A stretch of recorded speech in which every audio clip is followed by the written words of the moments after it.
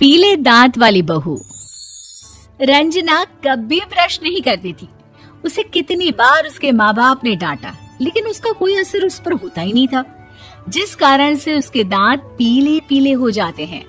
शादी के बाद अरे बहू, वैसे तो तुझ में कोई कमी नहीं है, पर तेरे दांत इतने पीले कैसे हैं बेटा?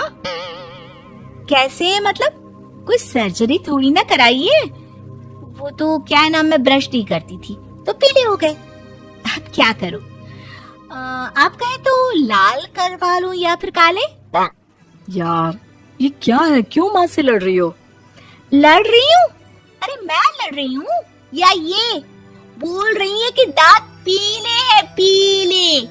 अरे तपस्या थोड़ी ना की है इन्हें पीले करने के लिए। बकायदा ब्रश नहीं किया है 20 साल तक, तब जाकर। छी, कैसी बात कर रही हो? ये उस वक्त तो पीले नहीं थे जब हम लोग तुम्हें देखने आए थे।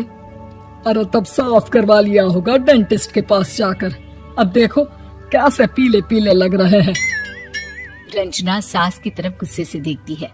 फिर शुरू हो गई पीले पीले पीले। अरे पीले तो तब भी थे जब मेरे हाथ का रसगुल्ला उड़ा उड़ा कर खा रही थी और बोल रही थी, लड़की नहीं गुणों का खजाना दे रहे भाई साहब आप। खैर, अब वो लोग करते भी तो क्या करते, पीले दांत वाली बहू पल्ले पड़ी थी तो झेलना तो था ही। एक दिन कीर्तन में रंजना गाना गा रही थी।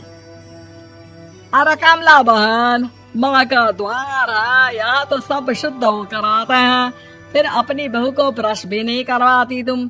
दूर से पीले पीले दांत भक्ति में बाधा उत्पन्न कर रहे हैं। अरे कोई 2 साल के बच्चे थोड़ी ना लेकर आई हूँ मैं बहू बनाकर। अच्छी खासी लड़की है, अरे कैसे करवाऊं ब्रश? ये तो उसे खुद करना चाहिए ना। अब माँ बाप तो इसके जैसे तैसे निपटा दिए, ये नहीं सोचा कि सास कैसे संभालेगी। सास बहू को लेकर घर आ जाती है, लेकिन सोच लेती है कि अब इसे लेकर कहीं नहीं जाएगी। अगले रोज बहू कहती है, अरे क्या हो गया, मंदिर नहीं जाना क्या? कीर्तन का वक्त हो रहा है। मेरी मधुर वाणी से कान्हा जी जागते हैं और सोते हैं। आप तो जानती है ना उनकी भक्ति में कितना मन लगता है मेरा। वो क्या है ना, तबीयत ठीक नहीं लग रही है मेरी, आराम करूंगी मैं। तबीयत ठीक नहीं लग रही? अभी तो मिथुन के गाने पर नाच रही थी आप, और अब बोल रही है कि तबीयत ठीक नहीं लग रही। अरे भक्ति में मन लगा लो सासू माँ, ऊपर जाना है, क्या मुंह दिखाओगी आप? हाँ?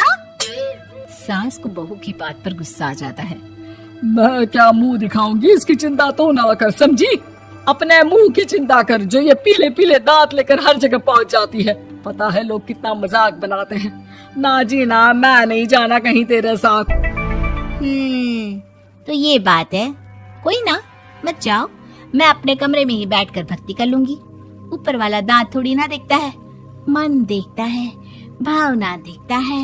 और अरे बस बस, तू सब कुछ दिखा, बस ये सफेद चमकदार दांत ना दिखाना किसी को, है? जा यहाँ से। बहू को सास की बात का कोई फर्क नहीं पड़ता, वो तो जैसी थी वैसी ही रह जाती है। सुबह नहाकर किचन में खाना बनाना, फिर खाना खाना, कीर्तन भजन करना और सो जाना। एक दिन, माँ जी मैं सहेली के घर जा रही हूँ, शाम को लेट आऊंगी। हाँ हाँ तो जाना, मैंने कौन सा तेरी आरती करनी है घर पर बैठकर। रंजना सहेली के घर जाती है, जहाँ वो पार्टी में जाने की तैयारी कर रही होती है। अरे शिखा, कहाँ जाने की तैयारी कर रही है? मैं गलत वक्त पर आ गई क्या? अरे नहीं यार, उल्टा सही वक्त पर आई है। मैंने ये साड़ी और ज्वेलरी निकाली है यार, शाम को इनके ऑफिस की एक पार्टी में जाना है। बताना कैसा लग रहा है ये सब? नहीं यार, इस ड्रेस के साथ तो वो वाली ज्वेलरी अच्छी लगेगी। हाँ हाँ सही बोल रही है, मैंने ध्यान ही नहीं दिया। वैसे तो हमेशा से मस्त फैशन सेंस रखती है। तो बड़ा जाती होगी ना पति के साथ पार्टी में। रंजना कुछ नहीं बोलती, बस सोचती है कि यार काश ये बात सही हो जाती, पर मैं क्यों नहीं जाती पार्टी में? क्या इन लोगों की कोई पार्टी होती नहीं होगी? रंजना घर आती है और रात में पति से सवाल करती है, एक बात बताइए, आप मुझे किसी पार्टी में क्यों नहीं ले जाते? क्या आपकी यहाँ ऑफिस में पार्टी नहीं होती? पति बेचारा क्या कहता कि दांत पीले हैं तुम्हारे इसलिए। अरे कोई पार्टी होती नहीं हम लोगों के ऑफिस में, तो कहाँ से लेकर जाऊं?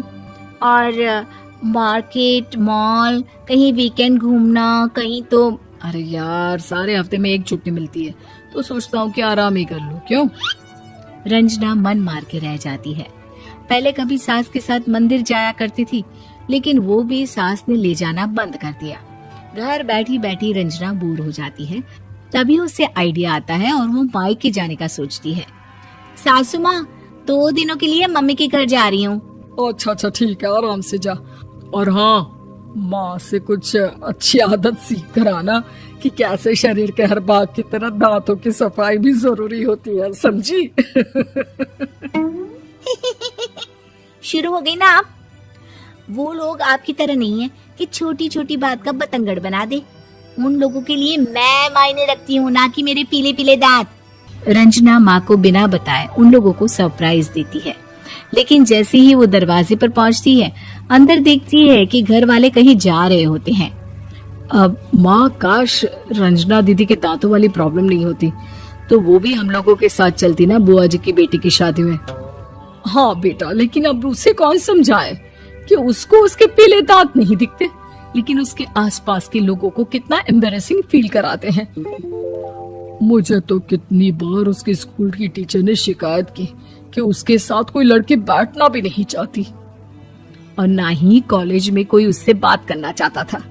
लेकिन पता नहीं क्यों उसे ये बात समझ में ही नहीं आती। कोई कमी नहीं है उस लड़की में, बस यही कि दांत पीले हैं। वो तो भला हो जीजा जी और उनकी माँ का, जो दीदी को जैसी है वैसे ही रखा हुआ है। रंजना को अपने घर वालों की बात सुनकर बहुत दुख होता है। वो सोचती है कि वो क्या करे, लेकिन फिर वो सीधा डेंटिस्ट के पास जाती है, अपने दांत चमकाती है और कसम खाती है कि वो रोज ब्रश करेगी। अरे क्या हो गया? तुम तो 2 दिनों के लिए गई थी ना, पर कोई ना, अच्छा है, चलो आ गई तो। रंजना सास के सामने आकर खड़ी हो जाती है और पूरी स्माइल करती है, उसके चमकदार दांतों को दिखाती हुई। हैं? चले मंदिर। माँ, मुझे माफ कर दीजिए, मैंने आप लोगों को बहुत एम्बैरेसिंग फील करवाया। मैं आज से रोज ब्रश करूंगी।